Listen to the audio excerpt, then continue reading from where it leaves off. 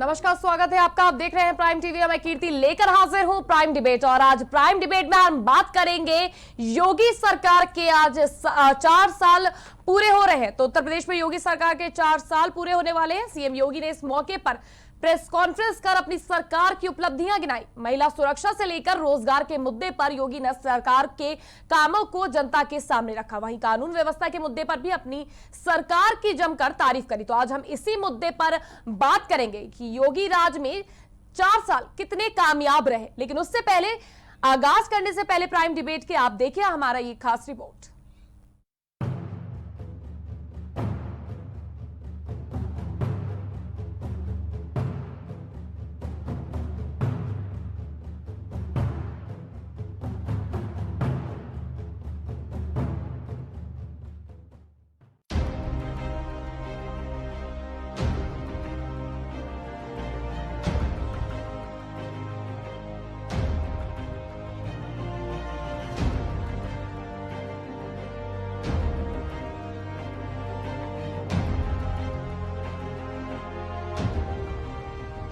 उत्तर प्रदेश की योगी आदित्यनाथ सरकार को आज 4 साल पूरे हो गए हैं।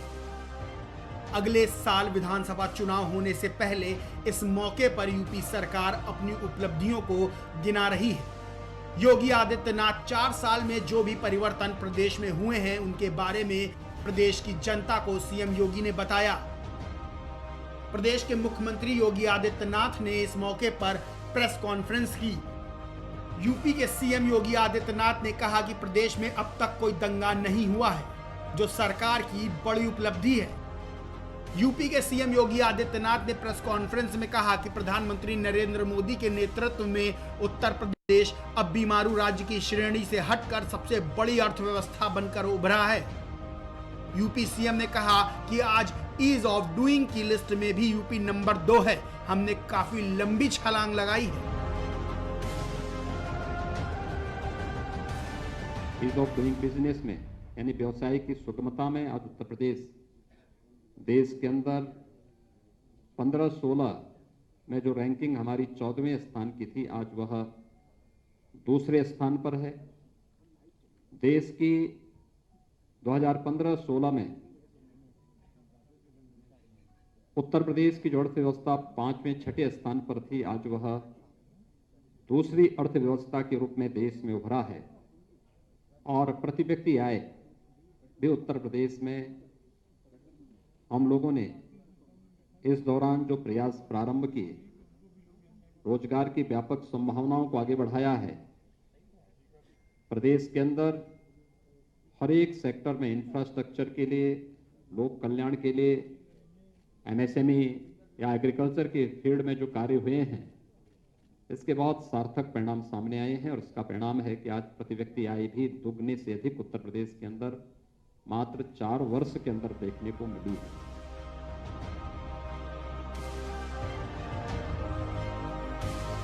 यूपी के सीएम योगी आदित्यनाथ ने कहा कि हमारी सरकार ने किसानों के लिए लगातार काम किए हैं। किसानों को 1.5 गुना तक एमएसपी दी गई है। यूपी में अब बिना किसी दिक्कत के पर्व और त्योहार मनाए जा रहे हैं। 4 साल में यूपी में कोई दंगा नहीं हुआ। अपराधियों के खिलाफ यूपी में जो एक्शन लिया गया वो देश में एक मानक बना। यूपी सीएम योगी आदित्यनाथ ने दावा किया कि प्रदेश में अपराध के मामलों में कमी आई है। हमारी अपराधियों के खिलाफ जीरो टॉलरेंस की नीति है। पिछले 4 वर्षों की हमारी उपलब्धियों में ये भी है कि पिछले 4 वर्ष के दौरान ये वही उत्तर प्रदेश है जिसमें कोई पर्व और त्योहार शांतिपूर्ण तरीके से नहीं मनाया जा सकता था।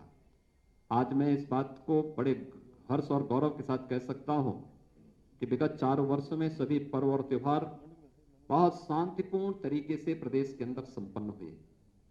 और यही नहीं, 4 वर्ष में प्रदेश के अंदर कोई दंगा भी नहीं हुआ, बल्कि प्रदेश सरकार ने पेशेवर अपराधी और माफियाओं के खिलाफ, प्रदेश में शांति भंग करने वाले तत्वों के खिलाफ जो कार्रवाई की वो देश के अंदर एक मानक भी बनी। और उसके परिणाम देश के अंदर भी और हर एक तबके ने उसको बहुत सकारात्मक भाव के साथ लिया। और आज उसका परिणाम है कि प्रदेश के बारे में लोगों के मन में एक धारणा बदली। आज प्रदेश व्यापक निवेश की उन संभावना का एक सबसे अच्छे गंतव्य के रूप में बना है, जहां पर पहले कोई आना नहीं चाहता था, असुरक्षा का भाव था, दंगों के कारण संपत्ति की क्षति का भय होता था। आज उसे इस बात का भय नहीं है।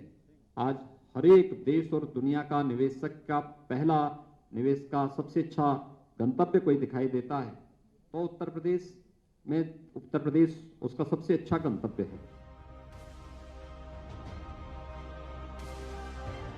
कार्यकाल के 4 साल पूरे होने पर योगी आदित्यनाथ ने कई अखबारों में लेख भी लिखे हैं, जिसमें उन्होंने सरकार के काम का जिक्र किया। यूपी सीएम योगी आदित्यनाथ ने कोरोना काल के मैनेजमेंट, राम मंदिर के निर्माण, एक्सप्रेसवे के जाल को अपनी उपलब्धि बताया है। आपको बता दें, यूपी में 2017 के विधानसभा चुनाव में बीजेपी को 300 से ज्यादा सीटें मिली थी, जिसके बाद पार्टी ने योगी आदित्यनाथ को मुख्यमंत्री बनाया था। बाद में 2019 में भी बीजेपी ने लोकसभा चुनाव में बड़ी जीत हासिल की थी। अब अगले साल होने वाले विधानसभा चुनाव पर बीजेपी की नजर है। बड़ी बात यह है कि उत्तर प्रदेश में 2022 में विधानसभा चुनाव हैं, जिसकी तैयारियों में बीजेपी सरकार जुटी हुई है।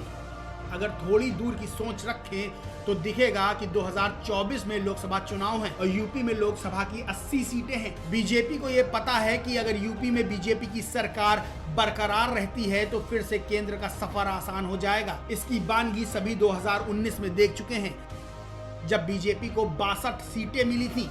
योगी सरकार ने 4 साल पूरे होने पर जहां कानून व्यवस्था, रोजगार, महिला सुरक्षा और विकसित अर्थव्यवस्था पर अपने सभी बड़े काम गिनाए, वहीं विपक्ष इन्हीं मुद्दों पर सरकार को लगातार घेर रहा है। चाहे महिला सुरक्षा की बात हो या फिर कानून व्यवस्था की बात या फिर रोजगार की बात, विपक्ष लगातार सरकार के खिलाफ मोर्चाबंदी कर रहा है। 2022 के लिए जहां बीजेपी अभी से तैयारी में जुटी है, तो वहीं विपक्ष भी सरकार को घेरकर सत्ता की चाबी हासिल करना चाहता है। Desk report, prime TV. तो यूपी में योगी सरकार के आज 4 साल पूरे हो रहे हैं और इसी पर बड़ा सवाल कि योगी राज में कितना कायम हुआ उत्तर प्रदेश में राम राज्य, क्योंकि यही नारा लेकर योगी सरकार उत्तर प्रदेश में योगी सरकार की एंट्री हुई थी।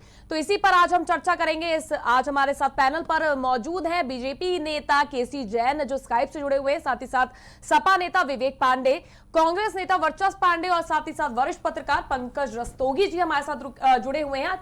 तो बहुत बहुत स्वागत है आप सभी का। सबसे पहले मैं केसी जैन आपसे शुरुआत करना चाहती हूं, क्योंकि आज योगी सरकार के 4 साल पूरे हो रहे हैं, तो बड़ी उपलब्धि है। 4 साल का रिपोर्ट कार्ड भी आज कहीं ना कहीं योगी आदित्यनाथ ने पेश किया। तो मैं सबसे पहले आपसे जानना चाहूंगी कि सबसे बड़ी उपलब्धि आप क्या देखते हैं, योगी राज में क्या सबसे बड़ी उपलब्धि रही और साथ ही साथ सबसे बड़ी जो नाकामियत रही वो आपको क्या लगती है? एक एक देखिए, अगर देखा जाए तो इन 4 सालों में माननीय योगी आदित्यनाथ जी की सरकार ने हर क्षेत्र में काम किया। लॉ एंड ऑर्डर को बनाए रखने के लिए सबसे बड़ा चैलेंज था, क्योंकि इसके पिछली जो सरकार थी उसमें जिस प्रकार से लॉ एंड ऑर्डर बिगड़ा हुआ था, जगह जगह चोरी, छिनैती, हत्या, लूट, बलात्कार जैसी घटनाएं एक आम बात हो गई। और मुख्य बात यह है कि बड़ी बड़ी घटनाओं के बाद में भी कहीं पे कार्रवाई तक देखने को नहीं मिलती। मात्र एफआईआर दर्ज होने के बाद में लिपापोती होने के बजाय और कुछ नहीं होता था। लेकिन माननीय योगी आदित्यनाथ जी की सरकार के आने के बाद आप देखिए कि जो अपराधी हैं वो उन अपराधियों ने स्वयं सरेंडर किया और सरेंडर करके स्वयं जेल में चले गए। दूसरी बात यह है कि मुख्तार अंसारी जैसे अपराधी जो कि उत्तर प्रदेश में अपनी तारीख पे कोर्ट में पेश होने तक के लिए आने में डरते हैं, उसका कारण यही है कि अपराधियों के अंदर डर और भय व्याप्त हुआ है। और साथ ही साथ आप देखिए, माननीय योगी आदित्यनाथ जी की सरकार ने 1000 करोड़ रुपए की जो संपत्ति थी, इलीगल संपत्ति जो लोगों ने कब्जा कर रखी थी, उसको मुक्त कराने का काम भी इसी योगी सरकार ने किया। ठीक है, तो मतलब आप जिस तरह से अपराधों पर आप कह रहे हैं कि हम अंकुश लगाने में कामयाब रहे, आप इसको बड़ी उपलब्धि मान रहे हैं? देखिए, बिल्कुल ये बड़ी उपलब्धि है, क्योंकि ठीक है, तो नाकामी क्या रही है योगी सरकार में, किस चीज को आप नाकाम मान रहे हैं? चलिए, उपलब्धि आपने एक गिनवा दी, अब नाकामी की तरफ भी बढ़ जाए तो नाकामी आपको क्या लगती है कि कोई है ऐसी? नहीं, देखिए आप देख लीजिए, चाहे किसानों के लिए कर्ज माफी का काम रहा हो, 36,000 करोड़ रुपए कर्ज माफी का काम रहा हो, 5 से ज्यादा इंटरनेशनल एयरपोर्ट बनाने का काम रहा हो, विद्युतीकरण का काम रहा हो गांव-गांव, और गांव गरीबों के लिए गांव-गांव तक पेयजल की व्यवस्था कराना रहा हो, महिलाओं को नहीं, ठीक है संरक्षण देना, केसी जैन महिलाओं जी, को आगे हमने बढ़ाने का जान काम लिया, रहा हो। उपलब्धियां हमने जान ली। अगर हम हर क्षेत्र उपलब्धियों की में लिस्ट निकालने माननीय बैठेंगे तो आप मुख्यमंत्री जी ने पूरा काम टाइम किया। गिनवा सकते हैं। आप भाजपा से हैं, आप पूरा टाइम इसको गिनवा सकते हैं, मैं आशा बिल्कुल ये करती हूँ। लेकिन मैं नाकामी पूछ रही हूँ, आपको क्या लगता है कोई नाकामी ऐसी योगी सरकार में रही है इन 4 सालों में जिसको आप लोग नाकाम रहे हो करने में? देखिए जो इसको नाकामी कहें या इसको प्रशंसा का विषय कहें कि अपराधी भाग रहे हैं और अपराधियों के होर्डिंग पोस्टर जब लगते हैं तो यही विपक्ष हंगामा करता है कि आप उनकी संपत्तियां क्यों जब्त कर रहे हैं, आप उनकी होर्डिंगे क्यों लगा रहे हैं। और आज अपराधियों के अंदर अगर भय व्याप्त हुआ है तो उसका सबसे बड़ा कारण माननीय योगी आदित्यनाथ जी के सरकार में जिस प्रकार से नेतृत्व किया है, जिस प्रकार से प्रदेश को संभाला है, वो एक बड़ी कामयाबी कर रही है। साथ ही साथ हर क्षेत्र में काम किया है, किसी क्षेत्र में कोई नाकामयाबी माननीय योगी आदित्यनाथ जी की नहीं है। ठीक है विवेक जी, क्या लगता है आपको जिस तरह से ये कह रहे हैं कि सपा सरकार से कंपेयर किया गया और कहा गया कि वहां पर सिर्फ लीपा पोती की जाती थी और हमारी सरकार अंकुश लगाने पर कामयाब रही है, तो आपको लगता है क्या किस हद तक योगी सरकार अपने इन 4 सालों में कामयाब रही है? इस मंच को सबसे पहले तो धन्यवाद देते हुए, मैं अगर हमारे जो विपक्षी, हम तो विपक्ष के हैं, तो जो सत्ता पक्ष के जो प्रवक्ता कह रहे थे, अगर उनको लगता है कि उपलब्धता है तो फिर मैं उनको इनकी उपलब्धता जो इन्होंने गिनाई उसके लिए धन्यवाद देते हुए इस उपलब्धता के समीकरण में कुछ और चीज़ें जोड़ना चाहता हूँ। और उसमें ऐसे शुरू करते हैं कि 2016 में जो एनसीआरबी के आंकड़े आते हैं, कुल अपराध जो थे 4,94,025 मामले दर्ज हुए थे, और वहीं साल 2018 में एनसीआरबी के आंकड़ों में 5,85,157 मामले दर्ज किए, जो सीधे सीधे 11% तो वहीं बढ़ गए थे। छोटा सा एग्जांपल दे रहा हूं अभी तो मैं आंकड़ों पे बाद में आता हूं, पहले तो मैं ये बता दूं आपकी उपलब्धता वास्तव में बहुत ही सराहनीय है। आप लखनऊ के किसी भी कोने में चले जाइए, गड्ढे और ज़्यादा बड़े हुए हैं, लोग सड़कों पे गिर गिर करके परेशान हैं। गड्ढा मुक्त प्रदेश का वादा किया था, गड्ढा मुक्त तो ना हो पाया, लेकिन यह है कि 403 में से 142 विधायक जो कि आपराधिक जिनके ऊपर मामले चल रहे हैं उनको आपने सदन में जरूर बिठाने का कार्य किया। बेरोजगारों को आपने लाठियां चलवा करके जिस तरीके से नौकरी मांगने के समय प्रताड़ित किया या लाठियां चलवाई, लाठियों से पिटवाया, दूसरों के कार्यों का जिस तरीके से आपने श्रेय लेते हुए फीता काटा या उसका जिस तरीके से आपने कहते हैं ना कि उद्घाटन किया, तो ये सब आपके श्रेय हित में है। मैं बिल्कुल मानता हूं इस चीज को, आपकी ये श्रेय उपलब्धता है। और ये पूरे आजादी के बाद आज तक के इतिहास में पहली बार शायद ऐसा हुआ है कि अंतरराष्ट्रीय पटल पे, क्योंकि एक दिन कीर्ति जी आपको याद होगा जब हम डिबेट कर रहे थे तो आपने बड़ी जिम्मेदारी से कहा था कि भाजपा का तो पेटेंट है कि वो धर्म की राजनीति करती है ना। तो ये इतिहास में पहली बार हुआ कि पहली बार पूरे भारत में आजादी के बाद, बल्कि आजादी के पहले भी मैंने ये नहीं सुना था, क्योंकि जब धर्म की बात करते हैं तो मैं अब तो मैं ये सवाल तब तक पूछूंगा जब तक इस सवाल का मुझे जवाब नहीं मिलता। श्रृंगेरी मठ, गोवर्धन मठ, शारदा मठ, ज्योतिर्मठ, जो कि हमारे 4 सबसे बड़े आदिदेव गुरु जगत गुरु शंकराचार्य, जो हिंदुओं के सबसे श्रेष्ठ और संरक्षक और हिंदू धर्म के संस्थापक और जिनको हिंदू धर्म का प्रचार का अगुवाई जिसके नेतृत्व में चलता है, राम मंदिर जैसे ज्वलंत विषय पे जब वहां भूमि पूजन हो रहा था, इतना पावन अवसर था ना, इतना पावन दिन था, पूरे भारत के लिए गौरवमय दिन था, और हमारे हिंदू धर्म के सबसे बड़े जो जगत गुरु थे उन्हीं का आपने तिरस्कार कर दिया। मुझे तो कोई नहीं दिखाई दिया और ना ही किसी को शायद आपने न्योता भी दिया। तो उपलब्धि ठीक है, ये उपलब्धियां हैं इनकी, मैं बिल्कुल मान रहा हूं। धर्म के ऊपर संतों का अपमान नहीं, मैं धर्म की बात नहीं कर रहा, मैं आपको ये बताना चाह रहा हूं, मैं आपको नाकामियां ही सुन लीजिए। अब नहीं, मैं आज देखिए, मैं आज आपको डिस्टर्ब नहीं कर रहा हूं, आप भी सुनेंगे, आज उम्मीद करता हूं आप भी सुनेंगे, मैं भी बताऊंगा।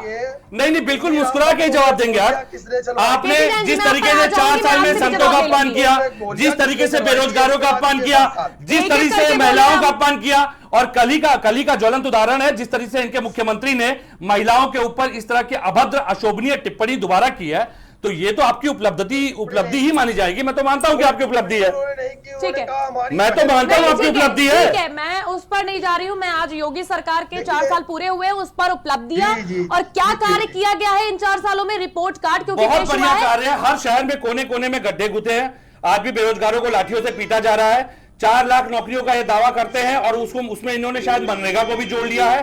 प्रवासी मजदूर जिस तरीके से कोरोना लॉकडाउन था तो उस समय जिस तरीके से सरहदों पे बॉर्डर में यूपी के बैठा हुआ था, गाड़ियां खड़ी थी, चलने नहीं दी गई, क्योंकि इनकी मानसिकता ये थी कि जब तक हम श्रेय नहीं ले लेंगे तब तक गाड़ियां नहीं चलने देंगे। आपकी उपलब्धियां हैं, मरते रहे मजदूर, किसान आज भी बैठा हुआ है, किसान आज भी सरहदों पे बैठा है, गाजीपुर बॉर्डर पे। एक एक करके बात करें हम। इनकी सुनने की क्षमता तो सुनिए ना, मैं तो इनके समय नहीं बोल रहा था। जी आपके में किसी ने डिस्टर्ब नहीं किया, मैंने डिस्टर्ब नहीं किया, ये बीच में कूद रहे हैं। डिस्टर्ब मत करिए। शिक्षकों की भर्तियां हुई हैं। अरे अरे अरे अरे भर्तियां करेंगे, किसान आज भी बॉर्डर पे उसी सरहद पे बैठा हुआ है। इस उत्तर प्रदेश सरकार ने 4 साल में उत्तर प्रदेश की स्थिति ये कर दी है, स्टार्टिंग में कोई उद्योग आने के लिए तैयार नहीं है। कीर्ति जी, बड़ी जिम्मेदारी से बता रहा हूँ, MOU साइन कराना जरूरी नहीं होता, जरूरी होता है धरातल पे उन योजनाओं का क्रियान्वित होना। ठीक है, हम मुद्दे की स्टार्टिंग में ही अगर हम इसको जंग का मैदान बना देंगे, मुझे नहीं लगता कि डिबेट इस तरह से चल पाएगी। मैंने बिल्कुल प्लीज माफ कीजिएगा, मैं आप सबसे ये चीज कह रही हूँ कि इस तरह से आप इंटरप्ट मत करिए। केसीजन जी प्लीज, मैं आपको भी मैंने समय दिया, अब उनकी बारी थी तो उन्हें बोलने दीजिए। ठीक है, वर्चस्व जी मैं आप पर आती हूँ। जिस तरह से योगी सरकार ने आज अपना रिपोर्ट कार्ड पेश किया, उसके बाद लगातार प्रियंका गांधी ये कह रही हैं कि जो भी सूची जारी की गई है इस घटना के सभी पात्र कहीं ना कहीं काल्पनिक और झूठे जिस तरह से उन्होंने ट्वीट करके करार दिए हैं, तो आपको क्या लगता है, इस पर क्या कहना है आपका? मैं सबसे पहले तो प्रियंका गांधी जी के इस बात का पूर्ण रूप से समर्थन करता हूं, क्योंकि उन्होंने जो कहा है बड़ा ही सही कहा। जैसे ये लोग बता रहे हैं कि हमारा प्रदेश अपराध मुक्त हो गया है, लेकिन शायद ये शब्द सही से बोल नहीं पा रहे। अपराध मुक्त नहीं, हमारा जो प्रदेश है अपराध युक्त हो गया है, क्योंकि आए दिन 2 किलोमीटर तक दौड़ाकर जितेंद्र को गोली मारी गई। खबरें देखिए, पेपर की मैं खबरें बता रहा हूं। सवालों में छोटी राजधानी का कानून, इस तरीके से जिस प्रकार से हत्याएं बढ़ रही हैं, छिनैती के मामले बढ़ रहे हैं, लूट के मामले बढ़ रहे हैं और बलात्कार के मामलों की तो सूची आपके पास खुद ही होगी। किस प्रकार से हमारा प्रदेश एक उत्तम प्रदेश बनने के मार्ग पर चल रहा था और आज के समय में बलात्कार अपराध का प्रदेश बन चुका है। हमारे इस प्रदेश में महिलाएं तनिक भी सुरक्षित नहीं है। अगर किसी महिला के साथ कोई दुष्कर्म होता है, उसकी जान चली जाती है, तो योगी जी की पुलिस और योगी जी की सरकार बड़े ही कर्तव्य निष्ठा का वहन करते हुए उसकी लाश को रात में जला देती है बिना माता पिता की अनुमति के। इन्होंने शिक्षकों की भर्ती की बात की है। 1.5 लाख से ज्यादा शिक्षकों के पदों पे आज तक भर्तियां नहीं हुई। भर्तियां कौन सी हुई? जो पुरानी सरकार में भर्तियां रोक दी गई थी। वो भी रोका किसने था? इन्हीं की सरकार ने रोका था। वो तो भर्ती चली रही थी ना, इनकी सरकार ने रोका। आपने भर्ती अलग से कोई थोड़ी नहीं दी, आपने रोका। आप ही मलाई खा रहे हैं। बहुत सही बात है। आप कहते हैं मेडिकल कॉलेज बनवाए, आपने कहा एम्स बनवाए। एम्स कौन सा बनवाए? एक रायबरेली का गिनवाते हैं, दूसरा गोरखपुर का गिनवाते हैं। रायबरेली के एम्स का उद्घाटन सोनिया गांधी ने स्वयं किया था, गोरखपुर के एम्स का उद्घाटन अखिलेश यादव ने स्वयं जाके करवाया था। इसके बाद जिन आप मेडिकल कॉलेज की बात कर रहे हैं, मैं तो पूछता हूं उसमें से कितने का शिलापट का आपने वो उद्घाटन किया कि बनने जा रहे हैं? ये सारे मेडिकल कॉलेज जो है पिछली सरकारों के हैं, जिसका आप फीता सिर्फ काट के नाम ले रहे हैं। 41,556 पदों पर शिक्षकों की बहाली हुई जो पुराने समय के थे। अभी भी 1,43,926 पद ऐसे हैं शिक्षकों के जो खाली हैं। बेरोजगारी का आलम इस प्रकार से हमारे प्रदेश में है कि रोज प्रतिदिन 3 बेरोजगार आत्महत्या करते हैं। और अगर किसानों की बात आप लेंगे तो प्रतिदिन 45% का जो रेशियो बढ़ गया है। लगभग 51,100 किसान अब तक योगी जी की सरकार में जान दे चुके हैं। लेकिन 7,000 से ज्यादा एनकाउंटर हो चुके हैं। गैंगस्टर एक्ट के तहत कार्रवाई की जा रही है। अगर आप उस पर भी थोड़ी नजर डालें, कहीं ना कहीं कमियां हैं, लेकिन सरकार के द्वारा जो चीजें की गई है, जो सर्वे में निकल के आ रहा है, देखिए ये मैं अपनी साइड से नहीं बोल रही, जो सर्वे हम लोगों ने देखा है उसके अकॉर्डिंग अगर नौकरियों पर बात की जाए तो योगी सरकार को हाई पे रखा गया है। देखिए नौकरियों की बात जो कही जा रही है, फिर वही बात कही गई ना कि नौकरियां इन्होंने दी कौन सी है? जो नौकरियां पहले से पिछली सरकार ने दी थी। मैं उस सरकार की तारीफ नहीं करता हूं, लेकिन जिस सरकार ने नौकरी दी थी उसकी नौकरी को आपने रोका था। अंतिम में जब चुनाव का समय आता है तो आप नौकरी को रिलीज कर देते हैं कि लो भैया नौकरी ले लो, लड्डू खा लो, मलाई खा लो, क्योंकि अब हमें चुनाव में उतरना है। और जहां तक आपने कहा कि इनकाउंटर हो रहा है, आपने कहा नौकरियां नहीं मिली हैं लोगों को। मैंने तो बताया कि नौकरियां मिली है। मैंने ये कहा कि नौकरियां मिली है। ये फटकार खाए बिना कोई काम नहीं करती कीर्ति जी। अरे सरकार को आपने कहा कि इनकाउंटर हुआ है। सबसे ज्यादा आपराधिक मामले इन्हीं के पार्टी के नेताओं पर, जिनका अपराध खुद ही इनकी सरकार बनने के बाद वापस ले लिया गया। सुनिएगा, योगी जी अपने ऊपर लगे हुए सारे अपराध खुद के अपने जी, कार्यकाल में ठीक है, वापस हम- लिए, ठीक है। केशव मौर्य जी वापस लिए अपने कार्यकाल में, तो किसके ऊपर आप इनकाउंटर करवाए जो आपकी पार्टी का नहीं है? किसके आपने जमीन को हड़पा, किसके आपने भूमि घर को मकान को गिराया जो आपकी पार्टी का नहीं है? आप अपनी पार्टी नहीं, के ये मुझे नहीं अपराधियों समझ के में आता ऊपर विपक्ष का। अगर एनकाउंटर हो रहे अपराधियों के खिलाफ तो बहुत आप लोग अच्छा हो ये रहा है, ना बहुत जोर अच्छा, देते लेकिन कि अपना अपने फायदा लोगों है की जी, नहीं, इंपॉर्टेंट ये नहीं कि आप एनकाउंटर कर रहे हैं, इंपॉर्टेंट ये है कि आप उसी का एनकाउंटर नहीं, कर रहे हैं विवेक, जिससे आपको राजनीतिक नुकसान होने की ज्यादा राजनीतिक संभावना है। नुकसान होने की आप उन क्या? भाजपा के अपराधी को पदाधिकारियों आप पे किस कार्रवाई तरह क्यों से नहीं, करें? अच्छा आप उन भाजपा के पदाधिकारियों पे कार्रवाई क्यों नहीं करते जो कि दूसरों की संपत्ति हड़प करके बैठे हुए हैं, आप ही के पार्टी से संबंधित है, उनके अगर कोई विषय वस्तु आपके सामने आए, 7,000 आप से मौन ज्यादा धारण कर लेते हैं। एनकाउंटर्स हुए हैं, तो उस एनकाउंटर में आप सबको जोड़िए ना। उससे अपराधी हो की कोई वो नहीं मैं होती तो है ना। उदाहरण दे ज्यादातर- सकता हूं, इनके भाजपा के पदाधिकारी संपत्तियों पे कब्जा करके बैठे हैं दूसरों की, इनके अंदर दम हो, इनकी अगर कुवत हो, ये कार्रवाई करके दिखाए। नहीं। और आपने जहां तक इनकाउंटर की बात की कीर्ति जी, मैं तो अभी कह रहा हूं कि लिखित बता दे कि भाजपा में जुड़ा हुआ एक भी ऐसा अपराधी रहा हो जिसका इनकाउंटर हुआ हो, ये बता दे, मैं मान जाऊं।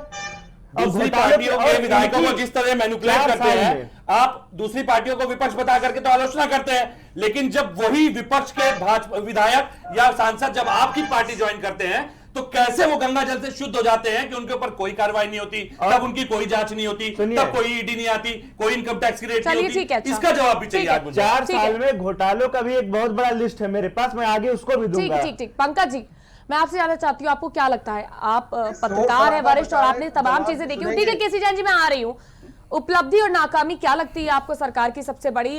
किन चीजों में विफल रही है सरकार और क्या चीजों में उपलब्धि हासिल की है? देखिए 2014 में जब सेंट्रल में केंद्र की सरकार पदारूढ़ हुई नरेंद्र मोदी जी के नेतृत्व में, तो उसके बाद 2017 के चुनाव, बहुत विधानसभा के चुनाव उत्तर प्रदेश के बहुत अहम हो गए, क्योंकि उत्तर प्रदेश से ही आगे की मतलब लोकसभा का रास्ता जाता है। लोकसभा में उत्तर प्रदेश के 80 सांसद हैं, तो उसको देखते हुए भारतीय जनता पार्टी ने उत्तर प्रदेश पे फोकस किया और 2017 के चुनाव, विधानसभा चुनाव में विजयश्री प्राप्त की और 300 से ऊपर सीटों पे, अपने 403 में से 300 के ऊपर सीटें उसकी आई और उसके बाद योगी आदित्यनाथ मुख्यमंत्री बनाए गए।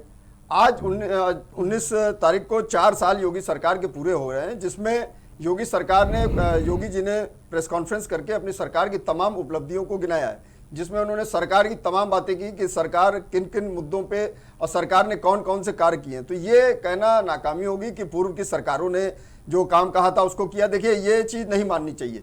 सरकार आपकी है, 5 साल आप रहे, 5 साल बाद आपको जनता ने बदल दिया, तो क्या उस काम को बंद कर देना चाहिए? नहीं, वो काम बिल्कुल आगे की सरकारों को कंटिन्यूएशन में चलना चाहिए, जबकि लोगों ने ये काम नहीं किए।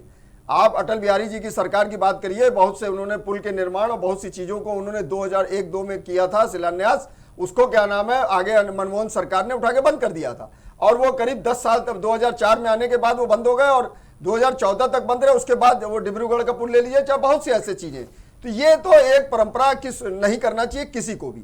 अगर पूर्व की सरकारों ने, पूर्व की जो भी सरकार विधानसभा में पधारूढ़ है या केंद्र में है, तो जो भी कार्य करके जाए, अगर जनता उनको अपदस्थ करती है तो ये ना मानते हुए कि हमारी सरकार का काम था, हमारी सरकार का काम था। सरकार सरकार है, सरकार जनमानस की चुनी हुई सरकार है, जनता जनार्दन की चुनी हुई जिस सरकार हिसाब से आज तो योगी सरकार ने जो अपना रिपोर्ट उसको कार्ड क्या पेश नाम है किया है, आगे बढ़ाने का काम जो चुनी हुई सरकार है उसको करना ठीक चाहिए है ना पंकज कि जी, उसको रिपोर्ट बंद कार्ड करना जो चाहिए। पेश किया है आज योगी सरकार ने, उसमें तमाम तरह की जो उपलब्धियां गिनाई हैं, आपको क्या लगता है वो उपलब्धियां देखिए, क्या कारगर है? काम जिस तो तरह सरकार ने किया, इसको आप इनकार नहीं कर सकते, विभिन्न क्षेत्रों में काम किया है, लेकिन सबसे बड़ा मुद्दा जो उत्तर प्रदेश में है वो युवा शक्ति सबसे ज्यादा है और युवाओं को रोजगार, उसके लिए जैसा कि योगी सरकार ने दावा किया कि 4 लाख नौकरियां लोगों को दी गई, तो उस हिसाब से अगर देखा जाए तो नौकरियां जनमानस, जो आम जनमानस है उसको कम मानता है। लेकिन लोगों ने, योगी सरकार का फोकस ये रहा कि प्रधानमंत्री मोदी भी जैसा कहते हैं और योगी जी का भी जैसा कहना है कि लोग आत्मनिर्भर बने, आर्थिक स्वावलंबन, इस उद्देश्य की ओर, इस उद्देश्य को दृष्टिगत रखते हुए इन्होंने ज्यादा से ज्यादा लोन बांटे, मुद्रा लोन दिए, ज्यादा से ज्यादा लोगों को आर्थिक स्वावलंबन की ओर प्रस्तुतिकरण किया कि लोग ज्यादा से ज्यादा आर्थिक स्वावलंबी बने। उस हिसाब से अगर आप देखा जाए भाई, इन्होंने 22 करोड़ लोगों को मुद्रा लोन बांटे, 10.5 लाख करोड़, तो उसमें हिंदू मुस्लिम सभी को लोन बांटा, तो ये आर्थिक स्वावलंबन की ओर एक बढ़ता हुआ कदम था। लेकिन उसकी एक दिक्कत ये रही कि 3.25 लाख करोड़ रुपए एनपीए भी हो गए जो लोगों ने नहीं जमा किए, उसमें सभी वर्ग के लोग हैं। ये कहना कि नहीं हिंदू मुस्लिम सबको पार्शियलिटी आज की तक का सबसे बड़ा एनपीए, ये भी बताइए कि सबसे बड़ा एनपीए आज तक का भारत का देश का रहा है। आप ये बताइए कि 3.25 लाख लोगों ने पैसे नहीं जमा किए, विदाउट कोलेटरल वो लोन दिए गए 8%। आप ये भी बताइए कि उन 50 लोगों ने कितने जमा किए जिन लोगों ने सबसे बड़ा एनपीए पूरे देश में सबसे बड़ा आंकड़ा जो दिया है। एक चीज ये है ना, देखिए एक सबसे बड़ी बात समझ लीजिए विवेक जी कि सबसे बड़ी चीज है बैंकों की एक बड़ी समस्या ये है कि बैंक जो लोन देते हैं उसके बाद ब्याज कितनी मार करते हैं कि ब्याज के बाद उसके ऊपर चक्रवृद्धि ब्याज लगाने लगते हैं। यही तो मुझे समझ में नहीं आता कि किसानों से जब वसूली करनी होती है तो ब्याज लगाने लगते हैं, करने के लिए मजबूर कर देते हैं, लेकिन जब आपके उद्योगपति मित्रों को लाभ देना होता है तब आप उनका हजारों करोड़ का एनपीए माफ कर देते हैं। चक्रवृद्धि ब्याज लगाते हैं, उसका नतीजा क्या होता है कि किसानों में लगता है से कई गुना ज्यादा है। मैं सुनना चाह रहा था ओटीएस से, वो चक्रवृद्धि ब्याज बिल्कुल जायज बात, आप सही कर रहे हैं ओटीएस से उसको, लेकिन ये उद्योगपति मित्रों में समीकरण लागू नहीं होता। कीर्ति जी ये समझ में नहीं आता है, लेकिन 50 के कंपैरिजन 5000 किसानों को जान दांव पे लग जाती है, उन 50 उद्योगपतियों को कुछ नहीं होता। समझ में नहीं आता। किसानों के तो लोग पूरे इंडिया में कई लाख करोड़ के माफ हुए और हर सरकार वो करती आई, चाहे वो कांग्रेस की सरकार हो चाहे भारतीय जनता पार्टी की सरकार हो। एवरेज क्या था जरा वो एवरेज अमाउंट बता दीजिए। देखिए सारी सरकारें इस चीज को, और अभी देखिए वहां राजस्थान में सरकार बनी, ठीक है पंकज जी, इसी मुद्दे पे सरकार बनी कि केसी जैन से मेरा सवाल है, इसमें तो हर सरकारें करती है, कोई ज्यादा करती है कोई कम करता है। लेकिन मोदी सरकार का अगर कहा जाए तो मोदी सरकार ने काफी किसानों के कर्जे माफ किए, ठीक है, कोई दो राय नहीं। ठीक है केसी जैन जी, लगातार एक जो मसला लगातार उठता रहा है वो कहीं ना कहीं कानून व्यवस्था को लेकर जो मुद्दा बनता रहा है, विपक्ष लगातार सरकार को घेरती रहेगी। तो ये आप भी समझ रहे हैं कि कहीं ना कहीं ये मुद्दा अहम, और जिस तरह से अभी आंकड़े भी विवेक जी ने पेश करे, मेरे पास भी एनसीआरबी के आंकड़े हैं कि 2016 में 4,94,000 मामले थे, वहीं वो बढ़कर 2018 में 5,85,000 के पास पहुंच गए। तो कहीं ना कहीं आंकड़ा बड़ा है। तो कानून व्यवस्था में, ठीक है, कानून व्यवस्था में कहीं ना कहीं सरकार पीछे है, बैकफुट पर है, कहीं कमियां हैं। कीर्ति जी मैं बता रहा हूँ, पहली बात तो एक शोर शराबे बात नहीं आ पाती, इसलिए मैं बहुत धैर्य से चीजें से सुन रहा था जी। और बारी बारी से लोग बोलेंगे तो जो करोड़ों करोड़ आपके दर्शक हैं उन तक कम से कम बात पहुंच। जी जी बिल्कुल। देखिए आपका जो मुद्दा है योगी सरकार की उपलब्धियों के बारे में, हमने आपको लॉ एंड ऑर्डर के बारे में अपने पहले स्टेप पे बताया, लेकिन उसके साथ साथ बहुत सारी चीजें जुड़ी।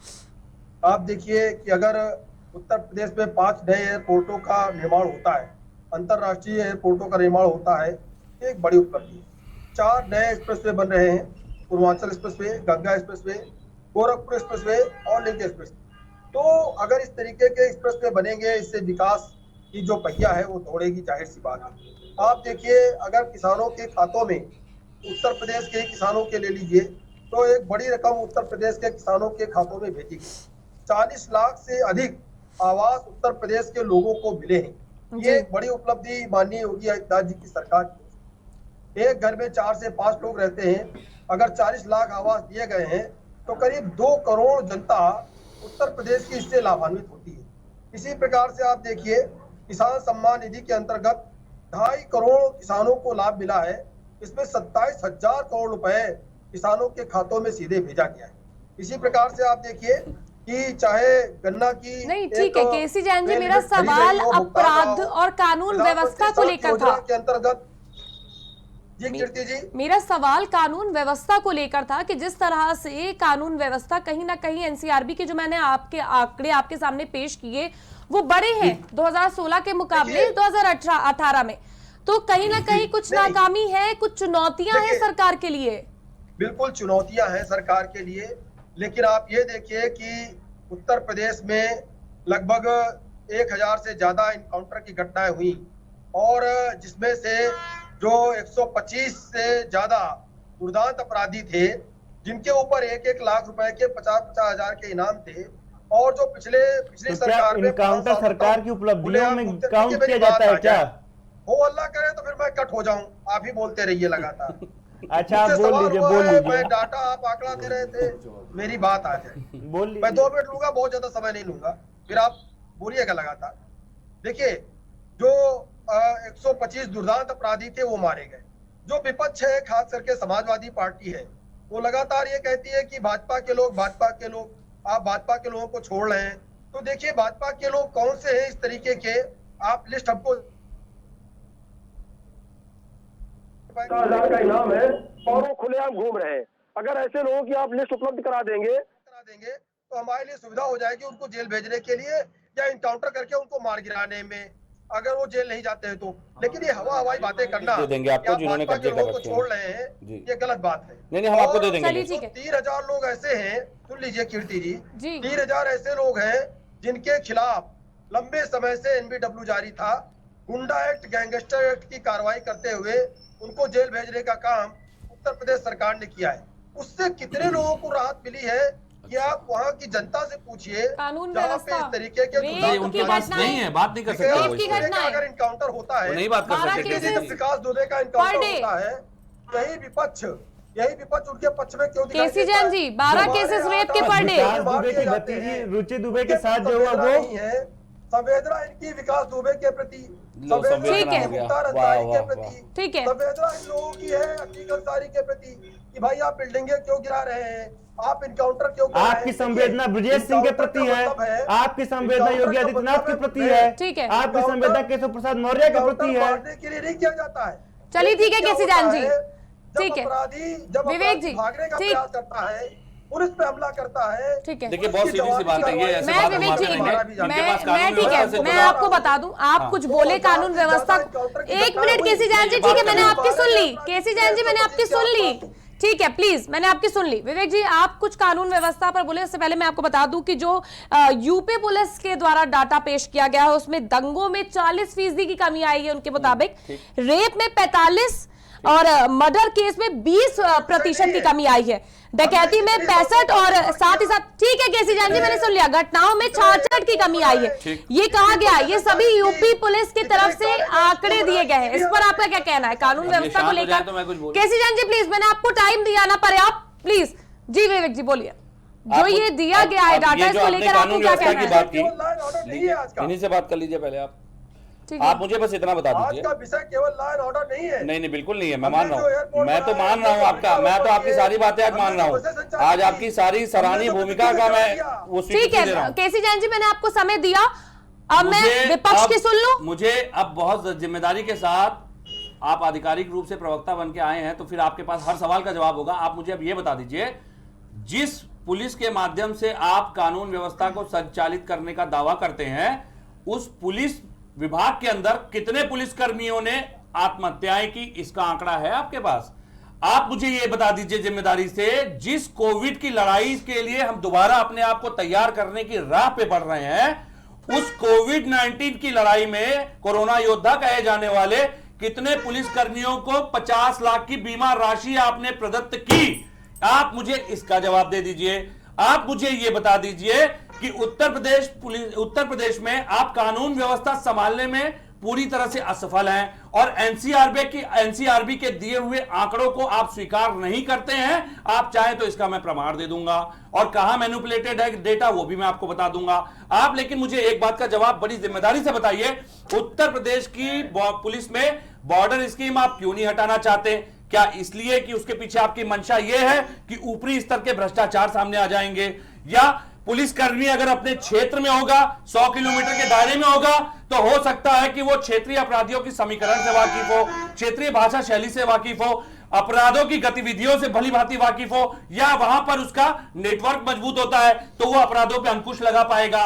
आप अपनी गलतियों को दोहरा करके उत्तर प्रदेश को तो नर्क बना चुके हैं, उसके बाद आप ये खोखले दावे कर रहे हैं। अगर आपके दावे में इतनी वास्तविकता है तो आप मुझे बताइए, आए दिन जिस तरह से एनसीआरबी के अनुसार, मैं आपको फिर जिम्मेदारी से कह रहा हूं, एनसीआरबी के अनुसार पूरे देश में उत्तर प्रदेश सबसे ज्यादा पहले स्थान पे है महिलाओं से जुड़े अपराधों में। कारण क्या है कि आप उत्तर प्रदेश पुलिस की संस्था में सुधार नहीं करना चाहते, जो आपको सुरक्षा देती है, जिसका दायित्व पूरी समाज में। ठीक है, वर्चस्व जी पे मैं आना चाहूंगी। वर्चस्व जी आपका क्या कहना है, जिस तरह से मुख्तार अंसारी जैसे जो बड़े अपराधी हैं वो कहीं ना कहीं, व्यवस्था बताइए ना, सुधार कैसे? ठीक है विवेक जी, क्यों नहीं आप सुझाव लेते हैं? केसी जान जी प्लीज, मैंने आपको समय दिया था ना, मैं आ रही हूँ, प्लीज एक एक करके अगर हम बात करें तो समझ में आएगी, मुझे चीखने मजबूर मत कीजिए प्लीज।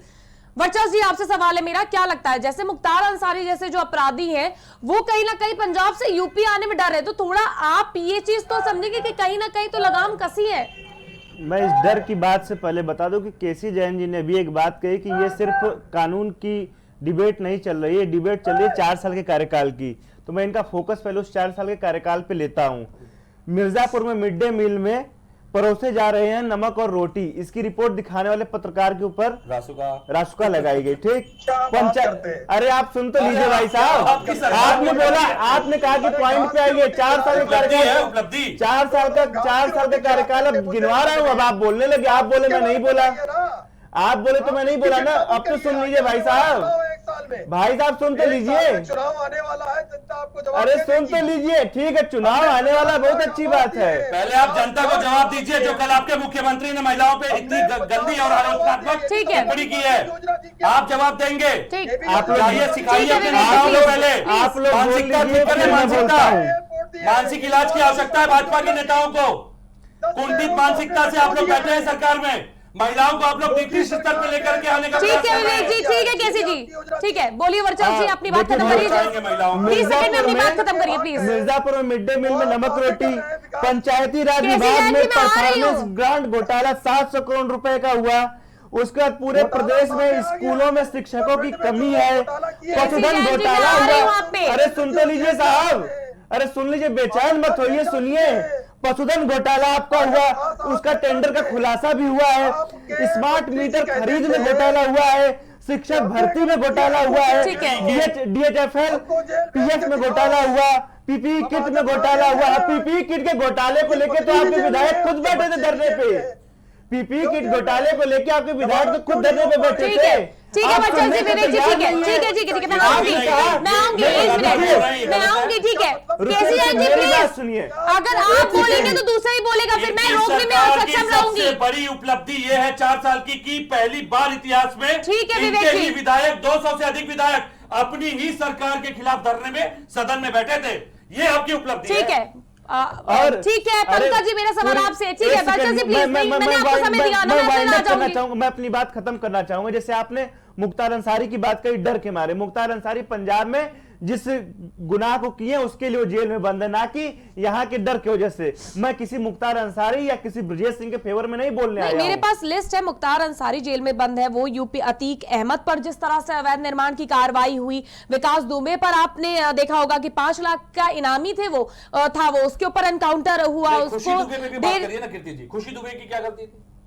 अगर आप विकास दुबे के प्रकरण की बात करती है जो गलत है, चलिए ठीक है, उसके साथ आपने दंड विधान के थ्रू जो भी आपको करना था आपने किया, लेकिन खुशी दुबे की क्या गलती थी?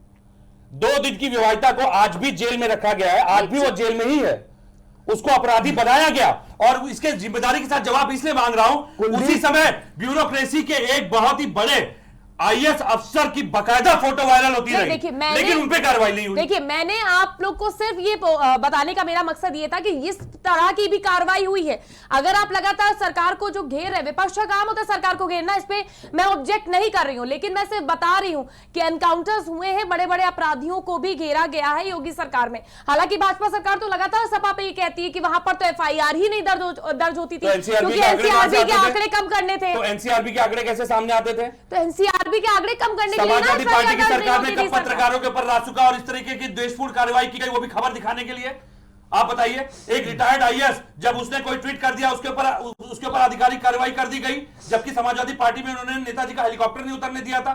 हमने तो कभी द्वेषपूर्ण कार्रवाई करने की भावना से पत्रकारों को प्रभावित करने का प्रयास नहीं किया। ठीक है, अभी हाल ही में जो हुआ, अखिलेश यादव जी एक कार्यक्रम में जो भी हुआ पूरे देश के सामने है, लेकिन द्वेषपूर्ण भावना से आपने एक एक्स CM के ऊपर ये FIR करवा दी। ठीक है विवेक जी, पंकज जी आपको क्या लगता है, जिस तरह से कहीं ना कहीं योगी सरकार अपनी पीठ थपथपाती है, वो रोजगार के मुद्दे पर, कानून व्यवस्था के मुद्दे पर, लव जिहाद कानून लेके आई, उसको लेकर जो तमाम तरह के दावे योगी सरकार कर रही थी, कोरोना टाइम पर जो उन्होंने किया, व्यवस्था दुरुस्त की कहते हैं वो लोग, और अपनी पीठ विपक्ष उन्हीं मुद्दों को लेकर लगातार योगी सरकार को घेरता रहता है, चाहे वो रोजगार का हो, चाहे वो लव जिहाद का हो, या कानून व्यवस्था का हो। तो आपको क्या लगता है कि क्या कहीं ना कहीं चूक हो गई है सरकार से? जो रोजगार का मुद्दा है वो बड़ा मुद्दा होगा, उससे कहीं ना कहीं दिक्कत पैदा हो सकती है आगामी चुनाव को लेकर। देखिए, एक बात समझ लीजिए कि जो भी सरकार चुन के आती है वो अपना रिपोर्ट कार्ड प्रस्तुत करती है। हर सरकार का एक अपना एजेंडा होता है, उसी एजेंडे पे चलती है और अपना तमाम चीजें जो उसके विकास की गंगा बहाई रहती है उसका वो हर साल पूरा होने पे साल पे, और अगर 4 साल जैसे आज हो गए, 1 साल बाद चुनाव है, तो एक रिपोर्ट कार्ड प्रस्तुत करती है कि हमने ये काम किए। पिछले वर्ष कोरोना काल था, कोरोना में तमाम ये आपके मजदूर जो प्रवासी मजदूर थे जो विभिन्न राज्यों में थे और उत्तर प्रदेश की ओर उन्होंने पलायन किया उन राज्यों से, क्योंकि वहां काम नहीं था और वहां की सरकारों ने उनकी अनदेखी की। तमाम राज्यों में थे वो, और उसके बाद उनको वहां से आना पड़ा, यहाँ पर अपने गृह राज्य को वापस लौटना पड़ा। तो उत्तर प्रदेश की मजदूरों के बहुत बड़ी तादाद है प्रवासी मजदूरों के, तो वो वापस उत्तर प्रदेश आए। उत्तर प्रदेश सरकार ने उनके लिए श्रम विभाग में रजिस्ट्रेशन की व्यवस्था की कि आप जो है श्रम विभाग में रजिस्टर्ड हो जाइए, आपको रोजगार दिया जाएगा। लेकिन अधिकारियों के एक रवैये के कारण, जैसा कि योगी आदित्यनाथ जी ने कहा था कि उन मजदूरों के खाते में उन जिनका रजिस्ट्रेशन श्रम विभाग में होगा उनको एक तयबद्ध राशि भी दी जाएगी प्रति माह, उसका क्रियान्वयन ये अधिकारी नहीं कर रहे हैं। तो मानते हैं ना योगी जी से नहीं संभल रहा है। नहीं ये तो आपने साबित कर दिया, इनकी बात तो अधिकारी सुनते ही नहीं है। नहीं ऐसा नहीं, कई बार कह भी चुके हैं अधिकारी सुनते ही नहीं है। इस बात को आप नहीं कह सकते, ऐसा नहीं। आप ही ने कहा कि इन्होंने कहा था अधिकारी ने क्रियान्वयन नहीं किया, ऐसा इसका नहीं। मतलब योगी जी के अधिकारी नहीं सुनते। अधिकारी सुन रहे हैं, अधिकारी कर भी रहे हैं, ऐसा नहीं है। आप नहीं कह सकते कि एक घटना से ये नहीं, कुछ चीजों में ठीक है लोगों को पैसा जा भी रहा है, ये कहना ऐसा नहीं है। कुछ नहीं होता। और आपके जनधन खातों में अगर देख लीजिए सरकार नहीं चलती है। जनधन खातों में आप देख लीजिए तो 18,000 से ऊपर क्या नाम है महिलाओं के खाते में पैसे आए। और सवाल ये प्रवासी भारतीयों के जो प्रवासी मजदूर हैं उनके खातों में पैसे जा रहे हैं, ये मेरा कहने का मतलब नहीं, लेकिन उसमें और तेजी की जरूरत है कि उनको और पैसा मिले। और दूसरी चीज है, जैसा कि अभी क्या नाम 1200 उत्तर प्रदेश में वो है आपके ईंट भट्टे, वो लोगों को उत्तर प्रदेश सरकार ने रोकने का काम किया और वो ईंट भट्टे के लोग नहीं, रोजगार के मुद्दे की बात करिए तो मैंने पहले ही कहा था कि सरकार ने आर्थिक स्वावलंबन की बात कही कि आप जो है आर्थिक स्वावलंबन को प्राप्त करिए और रोजगार विवेक जी प्लीज। ये मतलब किसी क्या नाम है, ठीक है पंकज जी मैं आ रही हूँ, जिम्मेदारी से मैं एक मिनट में आ रही हूँ, एक सेकंड में आ रही हूँ, बड़ी जिम्मेदारी से एक सेकंड में आ रही हूँ। उसके लिए सरकार के 4 साल की योजनाओं को आप देख लीजिए आर्थिक और हमारी सर्वोपरि रहा कि आर्थिक ठीक है हो गया, ठीक है पंकज जी, ठीक है, थैंक यू। विवेक जी मैं ये आपसे पूछना चाहूंगी, जो इंफ्रास्ट्रक्चर की भी कहीं ना कहीं आप लोग बात करते रहे, अक्सर करते रहे कि एएमयू साइन हुए हैं बट अभी तक नौकरियां नहीं आई है, जिस तरह से दावे किए गए थे वो नहीं हुआ। आज अपने रिपोर्ट कार्ड में जीडीपी की भी बात करी है योगी सरकार, उन्होंने बोला कि जो 2015 से 16 में जो 10,90,000 करोड़ जीडीपी थी वो 21,75,000 करोड़ तक पहुंच गई है। अब मैं आपको बड़ी जिम्मेदारी से मैंने सुन लिया, मैं आपको जवाब देता हूं। पहले कुछ चीजों पे आपका ध्यान आकर्षण करता हूं और उन्हीं योजनाओं को किस तरीके से भ्रमित करके दूसरे तरीके से पेश किया जा रहा है वो भी सुन लीजिए। समाजवादी किसान सर्वहित बीमा योजना, यश भारती अवार्ड, कृषक दुर्घटना बीमा योजना, भूमि सेना योजना, लोहिया ग्रामीण आवास योजना। नाम चेंज करने की तो राजनीति हमेशा शुरू चली आ रही है। आपको बताना चाह रहा हूं बसपा की सरकार थी, सपा की आई तो सपा ने चेंज किया, अब भाजपा की आई तो वो चेंज करे, इसमें तो मत जाइए। नहीं मैं उसमें नहीं आ रहा हूं, आप मेरी बात तो सुन लीजिए, मैं उसमें नहीं आ रहा हूं। मैं सिर्फ इतना कहना चाहता हूं कि इस सरकार के आंकड़ों का मैनिपुलेशन कैग तक फटकार चुका है इस चीज पे कि ये जो सरकार है, मौजूदा सरकार, चाहे केंद्र की हो चाहे राज्य की हो, इनके आंकड़ों में कभी भी दुरुस्तता आप नहीं पाएंगी। ये सिर्फ आंकड़ों की हेराफेरी करके जमीनी स्तर पे, क्योंकि इनके पास कोई काम करने के लिए तो कुछ है नहीं, अधिकारी इनके सुनते नहीं, विधायकों को काम कैसे करना है पता नहीं। एक योगी जी है, वो दूसरे राज्यों में अक्सर फायर ब्रांड कहे जाते हैं तो चुनाव में व्यस्त रहते हैं। अब छोटी सी बड़ी जिम्मेदारी के साथ मैं एक बात पूछता हूं, अगर इतनी ज्यादा उत्तर प्रदेश में वाहवाही है इनकी 4 साल की उपलब्धता को लेकर के, तो इतनी त्राही और सुप्रीम कोर्ट और हाई कोर्ट जैसी सर्वोच्च संस्थाएं उत्तर प्रदेश को जंगल राज्य कह के क्यों संबोधित कर चुकी हैं? और दूसरी बात, आए दिन अगर आपको यकीन ना हो तो एक हफ्ते चलिए विधानसभा के बाहर खड़े रहते हैं, आए दिन जब रोजगार मांगने लोग पहुंचते हैं, वो उनकी बातें कर रहा हूं जो नियुक्त होना चाहिए। इसको कोरोना को जिम्मेदार मानेंगे कि नहीं मानेंगे? उस पे भी आ रहा हूं। चलिए ठीक है, एक छोटी सी बात पे बात, चलिए हम कोरोना पे बात कर लेते हैं। आपको कोरोना पे जिस तरह से सरकार ने जो कार्य किए हैं, लोगों ने उसको बहुत सराहा है, बिल्कुल सराहा है। साफ तौर पर कहा है जिस 2200 के पीपीई किट 9500 रुपए में खरीदे गए, ये इन्हीं के विधायक ने कहा है ना। अब हम चलिए विपक्ष हो सकते हैं, इनके विधायक तो झूठा आरोप लगाएंगे नहीं। मैं लोगों के द्वारा सर्वे किया हुआ विवेक जी से बात कर रही हूं। नहीं मैं उसी पे आ रहा हूं। जब लोगों से पूछा गया कि कोरोना पे आपको क्या लगता है, मैं बताता रहा हूं, आपको सुन लीजिए। देखिए सर्वे की रिपोर्ट और जमीनी हकीकत में सिर्फ और सिर्फ कलम के आंकड़ों का फेर होता है कीर्ति जी। जी। बहुत छोटी सी जिम्मेदारी के साथ एक सवाल पूछ ठीक है। लेता हूं। चलिए ठीक है, एक मिनट, योगी सरकार में बड़ी उपलब्धता रही, सत्य दिखाने को लेकर के मेरे किस पास सरकार समय ने कम है कार्रवाई की, विवेक बस ये जी। बता ठीक है, दीजिए। ठीक है वर्चस्व जी, आपके ऊपर मैं आऊंगी, लेकिन उससे पहले केसी जैन जी, क्या लगता है कोरोना पर सरकार ने जो तमाम चीजें करी हैं और जो रोजगार के मुद्दे पर लगातार आप घिरते जा रहे हैं विपक्ष कहीं ना कहीं, तो इसको आप कैसे स्पष्ट करेंगे कि आपने रोजगार दिया है लोगों को और इतनी नौकरियां आप लोग ने आज अपने कहीं ना कहीं जो रिपोर्ट कार्ड पेश किया उसने आप लोग ने दावा किया कि 4 लाख नौकरियां दी गई हैं, लेकिन यूपी ट्रिपल एससी की अभी तक भर्तियां नहीं हो पाई हैं, इसको लेकर भी आप कुछ जवाब देंगे? देखिए ये कह देना कि बेरोजगारी में उत्तर प्रदेश आगे है या बेरोजगार लोगों पे आप ध्यान नहीं दे रहे, ऐसा बिल्कुल नहीं। देखिए उत्तर प्रदेश में जिस समय माननीय योगी आदित्यनाथ जी की सरकार बनी 2017 में, उस समय बेरोजगारी दर 18% से ऊपर था। आज की जो स्थिति है, जो बेरोजगारी दर है वो 4.5% है। तो ये भी डाटा बता रहा है कि बेरोजगारी बढ़ी है या घटी है। दूसरी बात, जो 4 लाख नौकरियों की बात कर रहे हैं, लगभग 1.5 लाख पुलिस कर्मियों की भर्तियां हुई हैं और 1 लाख सीधे जो भर्तियां हुई हैं वो शिक्षकों की भर्तियां हुई हैं। साथ ही साथ 1 लाख आंगनबाड़ी और तमाम सारे ऐसे केंद्र हैं जिनमें महिलाओं की भर्तियां, तो करीब 3.5 लाख भर्तियां तो यही हो गई केवल, अगर देख लीजिए आप तो। और दूसरी बात यह है कि हमने किसानों के लिए भी काम किया है। आप देखिए किसानों के खातों में पैसा पहुंचा है, लोगों को अपना मकान मिला है, 1.5 करोड़ विद्युत के कनेक्शन फ्री किए गए हैं और लगभग 1.5 करोड़ ही उत्तर प्रदेश में जो गैस कनेक्शन है वो निःशुल्क दिए गए हैं। तो जनता के लिए हमने बहुत सारे काम किए हैं। और स्वास्थ्य की जो बात हो रही थी, सेंटरों में बैल बंधे हुए हैं, कुत्ते घूम रहे हैं, स्वास्थ्य की जो बात हो रही थी, उत्तर प्रदेश में लगभग 2 करोड़ लोगों का बीमा कराया गया है। 2 करोड़ लोगों का बीमा। मरे हुए कितने पुलिसकर्मियों को 50 लाख का बीमा योजना में बेनिफिट दिया गया, ये बता दीजिए। उनके परिवार आज भी असहाय महसूस कर रहे हैं। ठीक है वर्चस्व जी, चलिए ठीक है, डॉक्टरों को ठीक है केसी जैन जी, मैं आऊंगी आप पर। वर्चस्व जी, आपको क्या कहना है ईज ऑफ बिजनेस डूइंग में 12वें पायदान से छलांग लगा के दूसरे पायदान पर पहुंच गई आज, ये भी रिपोर्ट कार्ड में यूपी सरकार ने पेश किया है। ईज ऑफ हैबिट, पहली बात कि इनके सारे आंकड़ों को मैं नकारता हूं, इनके द्वारा दिया गया सारा आंकड़ा मैनिपुलेटेड है। दूसरी बात, ये स्वास्थ्य की बात कर रहे हैं तो गोरखपुर में ही जो बच्चों की हत्या हुई है किसी से छुपी नहीं, और गोरखपुर मुख्यमंत्री जी का गृह जनपद।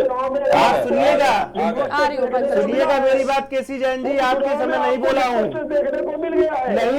आप सुनिएगा। 2019 में 27 करोड़ का वन घोटाला आप लोग कर चुके हैं, 30 करोड़ का आप लोग भाजपा के मंत्रियों को मानसिक इलाज की जरूरत है, पहले वो इलाज करवाइए। वर्चस्व जी जल्दी से प्लीज 10 सेकंड में अपनी देखिए इस यूपी सरकार का जो रिपोर्ट कार्ड है उसको मैं बस 4 बातें बताता हूं आपको कि जो निचले स्तरों में हमारा राज्य किन किन क्षेत्रों में आया, मानव विकास में आया, श्रम बल की भागीदारी में, ये निचले स्तर पे आया, और शीर्ष पर किन किन विभाग में ये आपको मैं बता देता हूं। अपराध में, हिंसा में, महिलाओं के खिलाफ बढ़ते हुए अपराधों में, एससी के खिलाफ अत्याचार में, और सवर्णों में विशेषकर ब्राह्मणों के ऊपर हो रहे अत्याचार में भी ये सरकार बहुत ही ऊपर है, बहुत ऊपर है। आपसे मेरा विपक्ष को घेरती रहेगी लगातार 4 सालों के उनके ऊपर, लेकिन मैं आपसे जानना चाहूंगी आपको क्या लगता है जिस तरह से सरकार में कहीं ना कहीं, ठीक है केसी जैन जी, अपराधियों को भगवा पहना करके बिठा दिया है, धर्मगुरुओं का अपमान करने वाली ये भाजपा केवल और केवल तुष्टीकरण की राजनीति करती है, स्वीकार नहीं करेंगे इसे। पंकज जी आपको क्या लगता है, एक टाइम ऐसा था 4 साल पहले जब चुनाव हुए थे यूपी के, तो कहीं पर भी मुख्यमंत्री का नामो निशान नहीं था, और अब योगी आदित्यनाथ एक स्टार प्रचारक के तौर पर सामने आए, लोग काफी ज्यादा लोकप्रियता, चाहे हालांकि विपक्ष जो भी आरोप लगा रहा हो, लेकिन जो सर्वे सामने आ रहा है कहीं ना कहीं अभी भी लोग पसंद कर रहे हैं चीजों को, हालांकि नाकामी बता रहे हैं, लेकिन पसंदीदा नेता के तौर पर वो उभर के आए हैं। क्या लगता है आपको? देखिए ये अगर कहिए तो योगी जी की लोकप्रियता तो बढ़ी है, इसमें कोई दो राय नहीं है, तभी आज जो है वहाँ बंगाल की सभा में बड़ी भीड़ है मेरा। और दूसरी चीज ये समझ लीजिए, जैसा कि गोरखपुर में मस्तिष्क ज्वर की बात कही जा रही थी, वहाँ सर्वाधिक बच्चे मरते थे, और उसको क्या नाम योगी जी ने पायलट प्रोजेक्ट के तहत किया, अच्छा, जिसका नतीजा तभी है कि- डॉक्टर काफिल को जेल और भेज दिया वहाँ- गया था। वहाँ क्या नाम है, तभी वहाँ- डॉक्टर काफिल को वहाँ जेल भेजा गया था, मस्तिष्क क्योंकि ज्वर उन्होंने के- ये बता दिया था कि मस्तिष्क उसमें घोटाले हो रहे हैं ज्वर- ऑक्सीजन मस्तिष्क सिलेंडर में। गोरखपुर में एक बहुत स्वीकार बड़ी क्यों नहीं किया महामारी फिर सत्य वो को? समाप्त हो SIT गया। बिठाते, और जांच वो- करवाते, वो आज उसकी काफिल जी पे कार्रवाई क्यों करवाई? और दूसरी चीज, मस्तिष्क लोगों को- ज्वर जो मस्तिष्क था, जो योगी जी के दिमाग में बैठा हुआ है, ठीक है। भाजपा के सांसदों में बैठा हुआ है, भाजपा के विधायकों में बैठा हुआ है, और लोगों को क्या महिलाओं नाम के है, प्रति उनका आचरण नहीं बताता मस्तिष्क ज्वर किसके दिमाग में है। ये एक बहुत बड़ी उपलब्धि रही सरकार की, इसको विवेक जी, कोई नकारा 9 नहीं जा महीने सकता, बचे हैं ना, रिजल्ट क्योंकि आ किसी ने- जाएगा, पता चल देखिए, जाएगा। किसी वो ने तो इसको- बिल्कुल हम भी देख रहे हैं किसी ना। ने इसके बारे में क्या है? सोचा क्योंकि नहीं। ये सवाल तो किसी ने ने पूछा इसके नहीं कि बारे में धर्मगुरुओं सोचा का नहीं। अनादर करके किसी ने इसके आप बारे कौन में से धर्म की सोचा राजनीति नहीं। करेंगे? किसी ने इसके बारे में सोचा नहीं। अगर योगी सरकार ने इसके लिए सोचा, ये बहुत बड़ी बात रही कि एहसान कर दिया सोच करके उन्होंने, है ना? शौचालय उपलब्ध कराना, देखिए, और जिससे अपराधों पे बहुत अंकुश लगा। जिसको शौचालय उपलब्ध जिससे मस्तिष्क परिवार से से- सरोकार नहीं, उसको बच्चों की मौत से सरोकार रहेगा। ठीक है, बहुत बहुत शुक्रिया आप जिसको सभी का। मस्तिष्क ज्वर ठीक है। रहेगा वही तो उसके इलाज के ठीक बारे है, में सोचेगा। बहुत बहुत शुक्रिया आप सभी का हमारे मस्तिष्क साथ ज्वर से आज इस पीड़ित भाजपा प्राइम सरकार ने डिबेट जो में सोचा जुड़ने के लिए अच्छा तो हमारे सोचा। साथ बीजेपी नेता थे केसी जैन, साथ ही साथ सपा नेता विवेक पांडे, वर्चस्व पांडे हमारे साथ कांग्रेस के नेता युवा नेता थे, साथ ही साथ वरिष्ठ पत्रकार पंकज रस्तोगी जी हमारे साथ इस डिबेट में शामिल हुए थे। हालांकि विपक्ष लगातार आरोपों में घेरता रहेगा सरकार को। 4 साल पूरे हो रहे हैं आज योगी आदित्यनाथ को, और उन्होंने प्रेस कॉन्फ्रेंस कर सरकार की उपलब्धियां भी गिनाई। हालांकि विपक्ष लगातार घेरता रहा कि किन मुद्दों को लेकर, चाहे वो रोजगार का हो, चाहे वो लव जिहाद का हो, लगातार जिसको लेकर सरकार अपनी पीठ थपथपाती है उस पर विपक्ष उसे लगातार घेर रहा है। 9 महीने बचे हैं अब यूपी में विधानसभा चुनाव होने में, तो देखना है होगा कि इस बार जनता किसे वोट देकर, जैसे पिछली बार बहुमत से भाजपा सरकार बनी थी, क्या इस बार भी वो वापस आती है या फिर कुछ अलग देखने को, नया नजारा देखने को यूपी में मिलता है। फिलहाल के लिए बस इतना ही। हम फिर हाजिर होंगे देश और दुनिया की तमाम खास खबरों के साथ। आप कहीं मत जाइएगा, देखते रहिए प्राइम टीवी।